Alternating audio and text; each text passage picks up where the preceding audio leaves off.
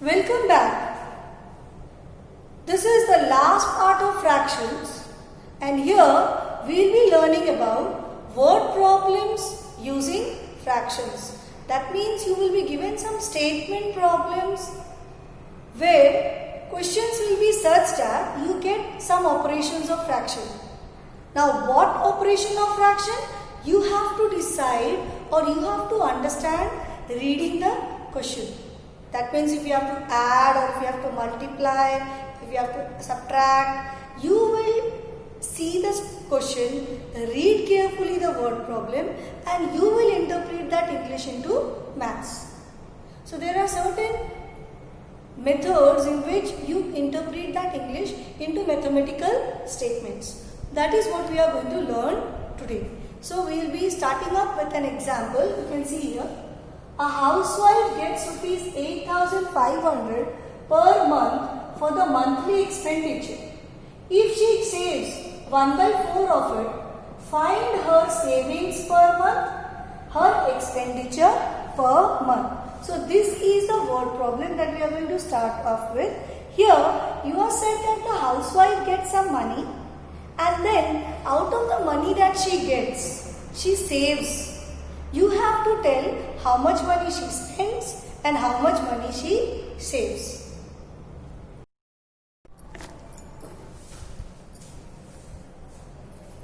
The monthly expenditure is given to you as 8,500 and the fraction of money saved is said to be 1/4. Now here, to convert the English to maths, we have to understand the meaning of what is given in the question. Fraction of money saved. So what is it? It is 1/4. 1/4 of what? 1/4 of the expenditure. So 1/4 of this. So we get the savings per month equal to 1/4 of 8,500. You know of is a mathematical operator where it means multiply. So you go for the cancellation method. 4 ones are and you divide it. The answer you get is 2,125. Now from this saving and the expenditure that is already given to you, when you subtract both, you get her monthly expenditure. So the monthly expenditure here means how much does she spend.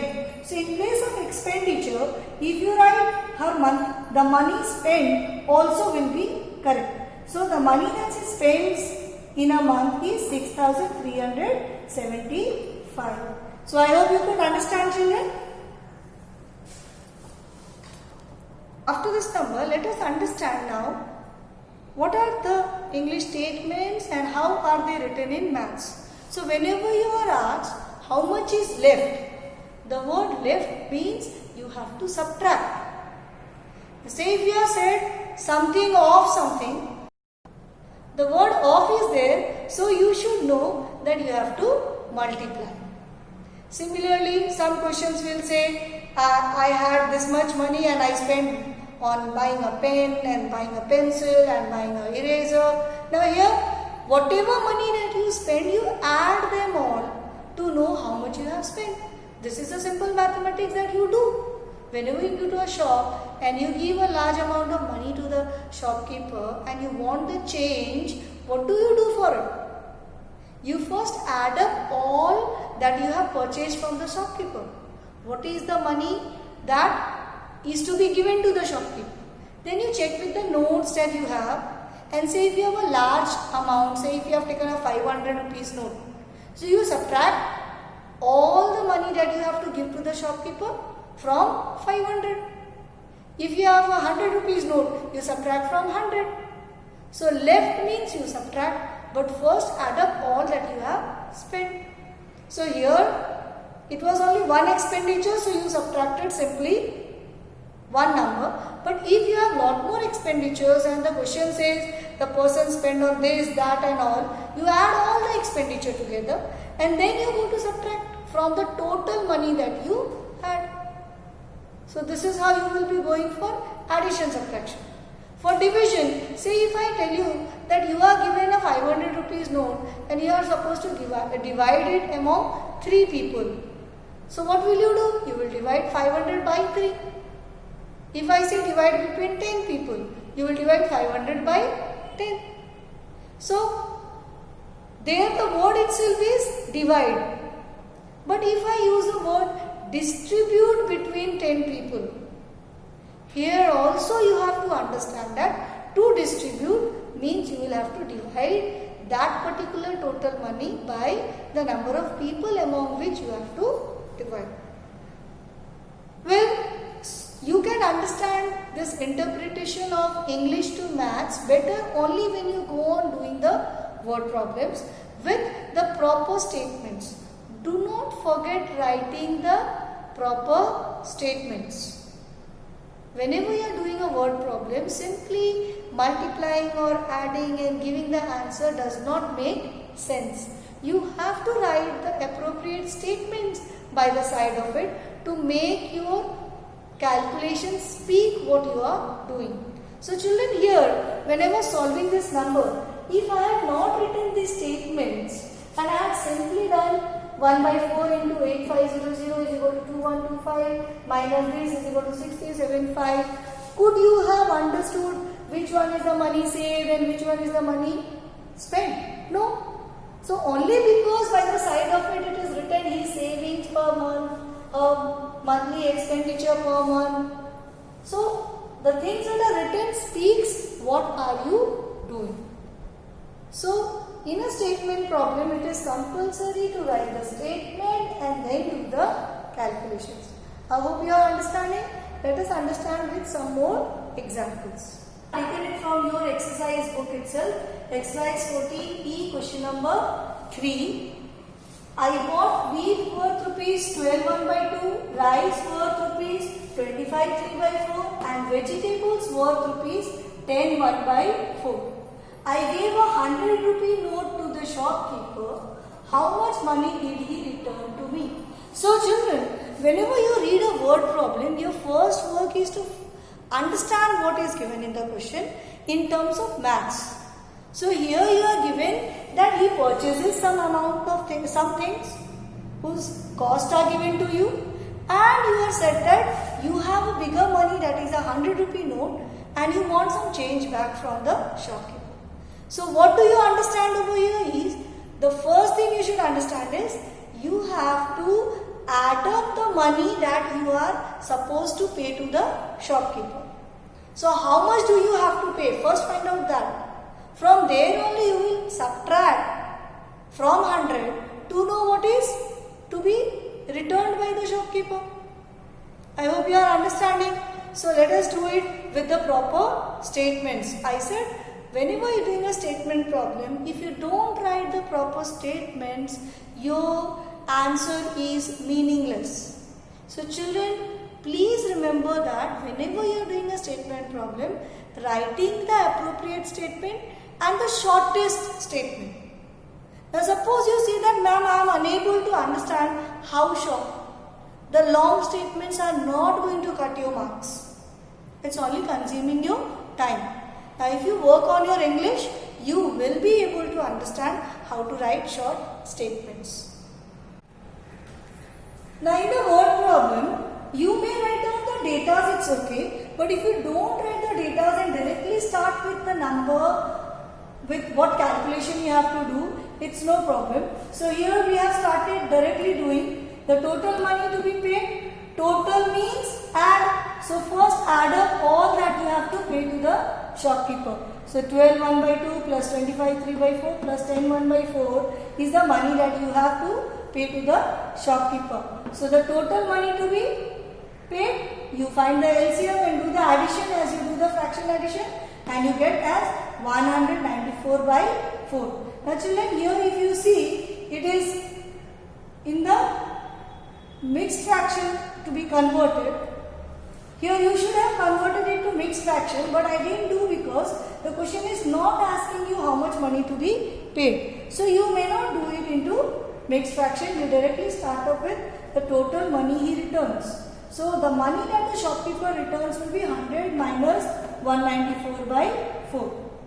Children, here if you can see, this is an even number, this could have been simplified. I could have brought it to the lowest term and then I could have gone further. But yes, say if you forgot converting it to lowest term, will the answer be wrong? No, the answer won't be wrong. See, I did not convert it to lowest term and therefore I went in that way. 100 minus 194 by 4, you do the subtraction as you have learned how to subtract. So find the LCM, write down the numbers and you get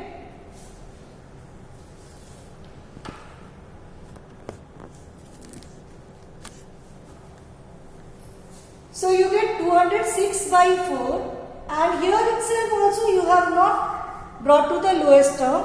Still no problem, but the final answer should be in the lowest term. So when you converted it to mixed fraction 51 2 by 4, here if you came to realize that no, this could have been brought into simplest form, again it's not too late, you still have to write the final answer. So here you do the cancellation and your final answer rupees 51 1 by 2. So if you do not convert and simply write rupees 51 2 by 4, you are going to lose some marks. But in the last, if you cancel here, you cancel here or you cancel here, no problem. It's nothing like you have to bring it to the simplest form here. But yes, if you had brought this to simplest form here, your calculations over here would have been smaller. But wherever you realize that yes, it is in the it is not in the lowest term, convert it and specially check your last answer.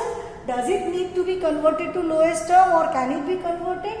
Be 100% sure that you are giving the answer in the lowest term.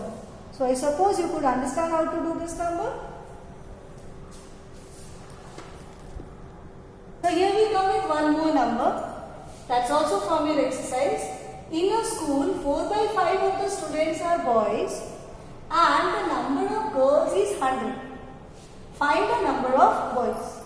Well, you are given the number of girls, but you are given the fraction of boys. Fraction of boys given, number of girls given, and here are the total number of boys. You are not given the total children given. Now how do we do this?